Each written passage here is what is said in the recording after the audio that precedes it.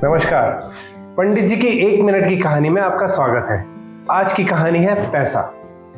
एक बैंक में एक कैशियर था जिसे उसकी ईमानदारी और निष्ठा के लिए जाना जाता था। उसको रुपए गिनने और गड्डियां बांधने का काम दिया गया था। वह बहुत दौलत इकट्ठी करना चाहता था, पर उसके लिए उसको बेईमान बनना मंजूर नहीं था। तो उसने लॉटरी के टिकट खरीदने शुरू किए और अपने भाग्योदय का इंतजार करने लगा।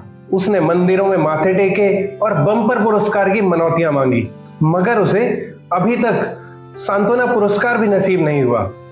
अब धीरे धीरे उसने अपनी विफलता का दोष भगवान के माथे मढ़ना शुरू कर दिया। अचानक एक सुबह उसके लिए हैरत अंगेज साबित हो गई। उसे अपने घर के दरवाजे पर 500 के नोटों की गड्डियों का भरा हुआ एक बड़ा थैला मिला और वो पलक झपकते ही करोड़पति बन गया।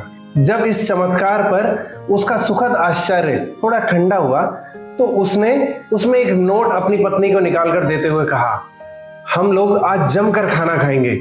खाना बनाने की कोई जरूरत नहीं है, होटल से ले आओ। पत्नी ने पैसे लिए और होटल ऑर्डर देने चली गई। दूसरी तरफ आदमी ने बैंक को देने के लिए अपना इस्तीफा लिख डाला और अपने बेटे को बैंक भेज दिया। बेटा इस्तीफा लेकर बैंक चला गया। 1 घंटे बाद उसकी पत्नी वापस लौटी। उसने बताया कि शहर के सभी होटल बंद हो चुके हैं। उसका बेटा जो उसका इस्तीफा लेकर बैंक गया था, उसने लौटकर बताया कि बैंक मैनेजर ने इस्तीफा दे दिया है और उसे कहा गया है कि अपने पिता का इस्तीफा सहायक मैनेजर को दे दे, जो कि आज छुट्टी पर है। क्या आप बता सकते हैं कि इस दिन सारे होटल बंद क्यों थे और बैंक में भी कोई मौजूद नहीं था? हाँ, आप बिल्कुल ठीक सोच रहे हैं। सिर्फ उस आदमी को ही नहीं, उस दिन पूरे शहर को 500 रुपए के नोटों से भरा हुआ एक थैला मिला था।